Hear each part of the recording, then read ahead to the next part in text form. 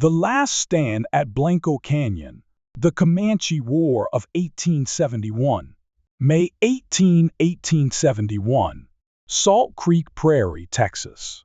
The wind whispered through the tall grass, but the silence was deceptive.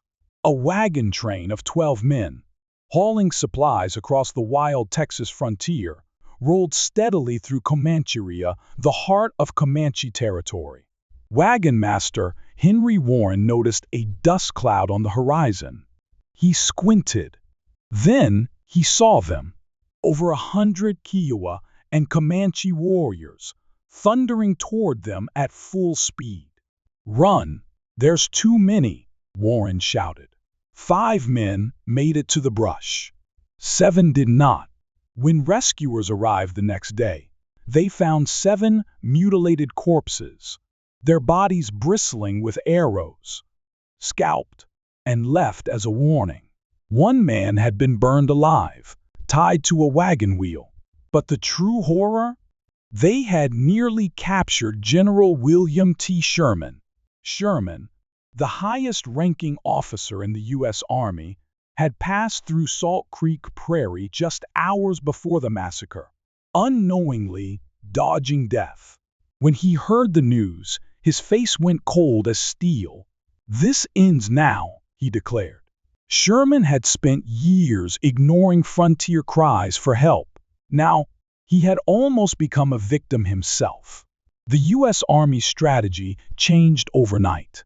No more defensive patrols. No more containment. No more waiting. The Comanche would be hunted down in the depths of their own lands. And the hunt led straight to Blanco Canyon, the lords of the plains. The Comanche were more than warriors, they were an empire of the saddle, masters of the horse. They commanded a vast domain stretching from Texas to Colorado, New Mexico, and Oklahoma. For generations, they had raided the frontier, striking settlements with terrifying speed. Settlers vanished. Soldiers disappeared. Texas bled. One colonel put it bluntly: "If these raiders are not stopped, the frontier will collapse. The settlers will simply vanish." But the Comanche weren't fighting for conquest. They were fighting for survival. President Ulysses S. Grant had pushed for a new Indian policy, assimilation through reservations. Grant, in his private letters, believed this approach was humane. But what happens when a people don't want your civilization? They don't want your God. They don't want your ways, a frontier soldier wrote. And they'll die before they accept them. For the Comanche, the reservation was death. So they fought like cornered wolves.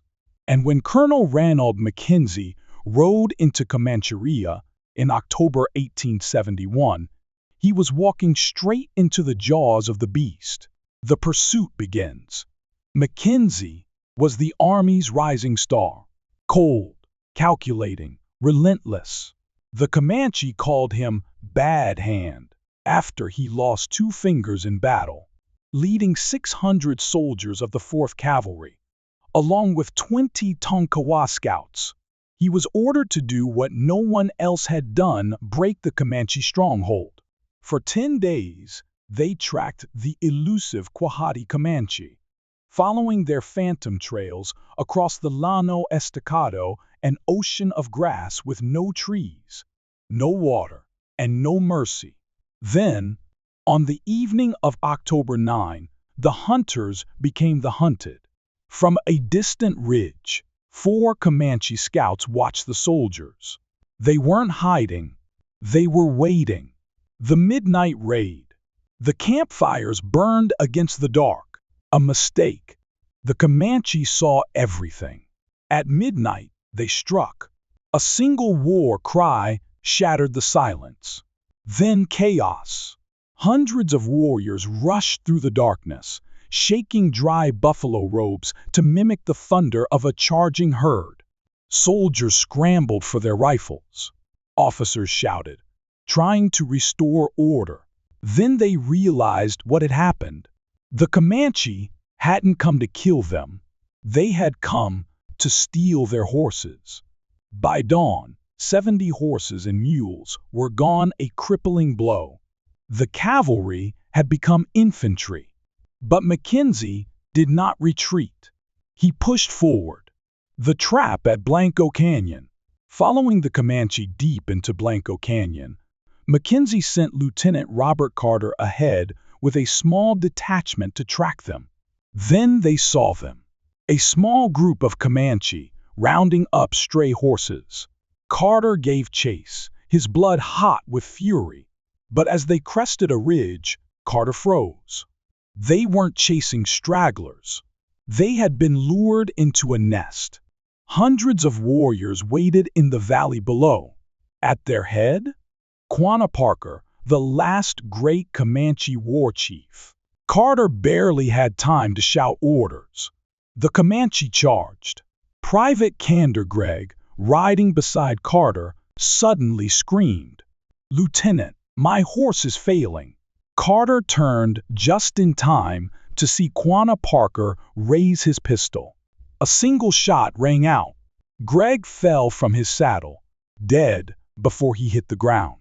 Quanah and his warriors vanished into the dust. And then, across the horizon, a new dust cloud appeared. Mackenzie was coming. The final pursuit. With 500 soldiers, Mackenzie pushed the Comanche westward, driving them toward the Caprock Escarpment, a sheer, 1,000-foot wall that marked the edge of the plains. They were so close. Victory was within reach. And then, the sky changed. The temperature plunged. The wind howled. A norther had arrived. Snow and sleet hammered the soldiers, freezing them in their saddles. Their horses stumbled. Their rations ran low. Mackenzie had no choice. He called off the pursuit. The Quahadi had escaped this time. The end of the Comanche Wars. Blanco Canyon was not a decisive victory, but it was a turning point. The Comanche had outrun the storm, but their world was shrinking. The U.S. Army had pushed deeper into Comancheria than ever before. They had survived. And the Comanche? Their horses were dwindling. Their buffalo were vanishing. Their days of freedom were numbered. Within 4 years, the Quahadi would be the last free Comanche band to surrender. Quanah Parker, the same man who shot Private Gregg, would become the final war chief of the Comanche. Lieutenant Robert Carter received the Medal of Honor for his actions at Blanco Canyon. Years later, he would write, "They fought as hard for their way of life as any army ever has." The war for the plains was over.